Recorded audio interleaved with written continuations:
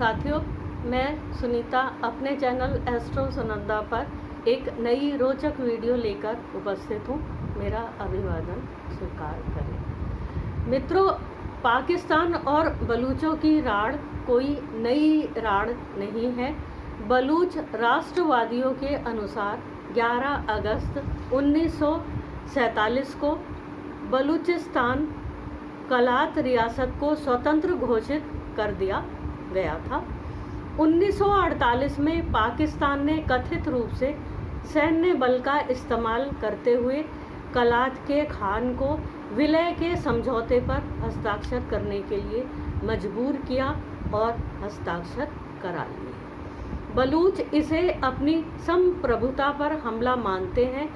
यहाँ के लोगों का आरोप है सरकार उनके समृद्ध राज्य के संसाधनों को लूटती है और बदले में बुनियादी सुविधाएं तक नहीं देती। यहाँ बहुत गरीबी है। इन्हीं सब कारणों से हाल के दिनों में बलूचिस्तान लिबरेशन आर्मी जैसे समूहों के आंदोलन बढ़े हैं और बलूच नेताओं ने अब अपनी स्वतंत्रता की मांग को वैश्विक स्तर पर सीधे कूटनीतिक रूप से उठाना आरंभ कर दिया है। 22 जून 1926 को क्वेटा की एक एंटी टेररिज्म कोर्ट ने जुलाई 2024 के प्रदर्शन के दौरान एक सैनिक की मौत के मामले में डॉक्टर मेहरंग बलूच को उम्र कैद की सजा सुनाई है।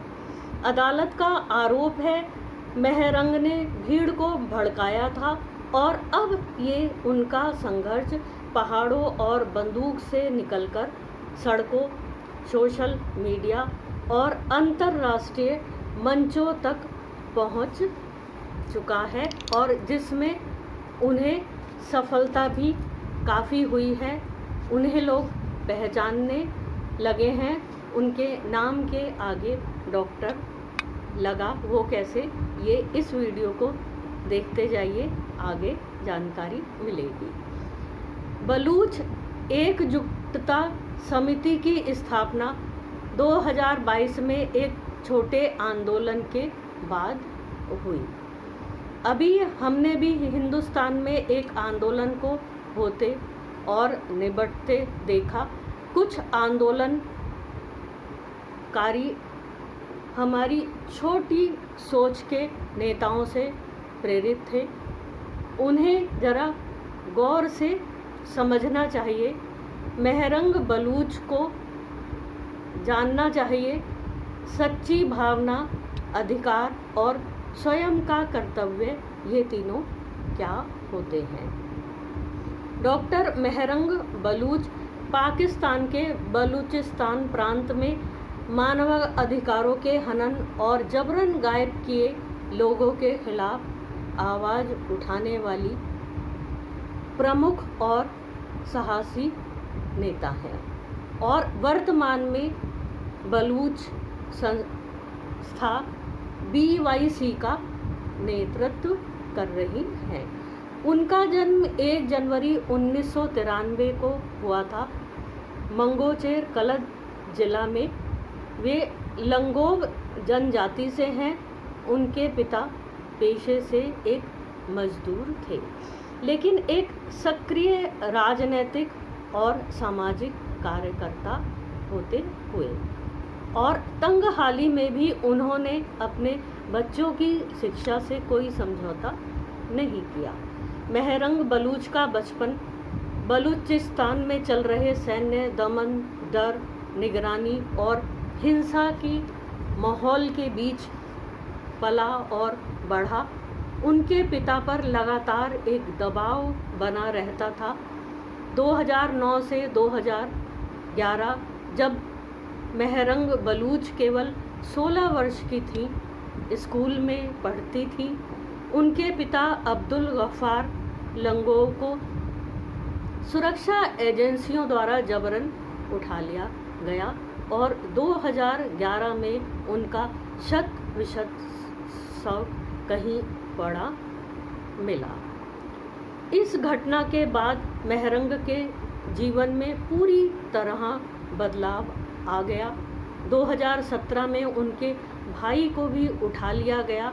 भाई की रिहाई के लिए महरंग सड़कों पर उतरी, कड़ा विरोध प्रदर्शन किया और भाई की रिहाई 1 वर्ष बाद हो पाई।